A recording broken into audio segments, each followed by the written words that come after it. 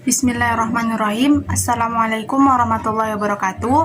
Bertemu lagi dengan saya Sri Widya Aulia atau bisa dipanggil Widya, mahasiswi dari Fakultas Ilmu Agama Islam, Program Studi Ilmu Al-Quran dan Tafsir, Universitas Islam Indragiri Tembilahan. Baiklah, pada kesempatan kali ini saya akan membahas materi mengenai tentang wakaf, terutama pada pembagian wakaf yaitu wakaf ikhtibari. Sebelumnya, video kali ini saya buat berdasarkan tugas dari mata kuliah Ilmu Tajwid dan Tahsin Al-Quran dengan dosen Bapak Dr. Ridhoul Wahidi STHI MA. Sebelum saya menjelaskannya, jangan lupa untuk di-like dan subscribe. Baiklah, jadi langsung saja untuk definisi wakaf itu sendiri, pengertiannya saya ambil di buku ini. Buku Tajwid Lengkap Asy-Syafi'i dari Abu Ya'la Kurnaidi LC. Di sini definisi dari wakaf itu sendiri menurut bahasa, wakaf adalah al-habsu wal kafu, yang artinya itu menahan. Adapun menurut istilah, wakaf itu adalah memutuskan bacaan Al-Quran pada waktu tertentu untuk mengambil nafas dengan niat meneruskan kembali bacaannya, bukan untuk menghentikan bacaannya. Jadi, dari definisi menurut bahasa dan menurut istilah dapat kita pahami bahwa setiap qiraat yang dihentikan dan diselingi dengan menarik nafas, baik itu di akhir ayat maupun di tengah ayat, itu dinamakan dengan wakaf. Nah, wakaf ini menurut zatnya itu sendiri terbagi menjadi 4. Yang pertama itu wakaf ikhtibari, wakaf idtirari, wakaf intizari, dan yang keempat wakaf ikhtiari. Jadi ada 4 pembagian wakaf dari wakaf secara zatnya.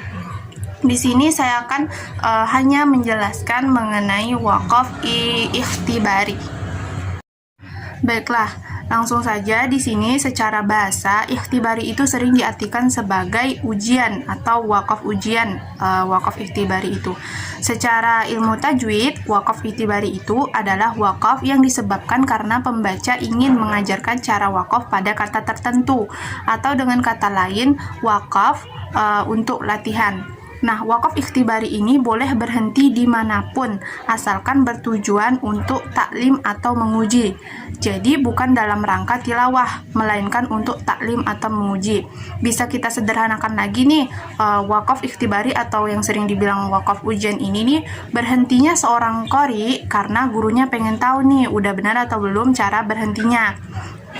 Di sini contohnya nih, bisa saya tampilkan di sini. Jadi contohnya itu seperti gurunya bilang nih, coba berhenti di kata wayada'u. Jadi kita cara mewakafnya itu yaitu misalnya wayada.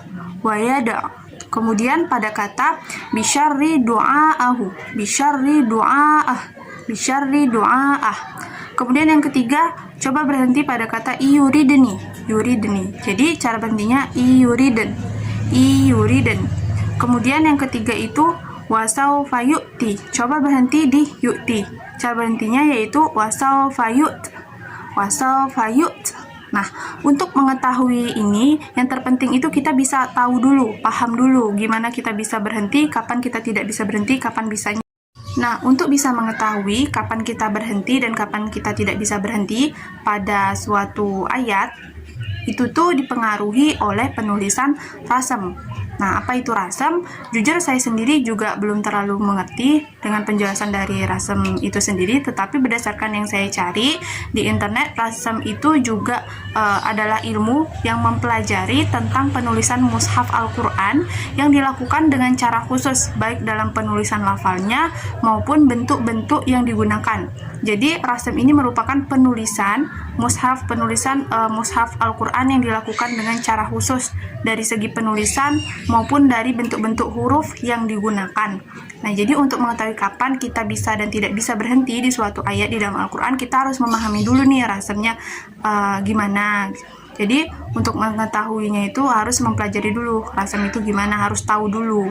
Dan ketika kita tahu, kita mudah menentukan kapan kita bisa berhenti ketika sedang diuji atau di wakaf ikhtibari. Baiklah, mungkin hanya itu yang dapat saya sampaikan, dan mungkin hanya itu saja penjelasan singkat yang bisa saya sampaikan mengenai wakaf, terutama pada wakaf ikhtibari. Saya mohon maaf jika teman-teman kurang paham dengan penjelasan yang saya berikan. Semoga sedikit banyaknya bisa bermanfaat bagi kita semua. Saya mohon maaf atas segala kekurangan. Saya akhiri. Assalamualaikum warahmatullahi wabarakatuh.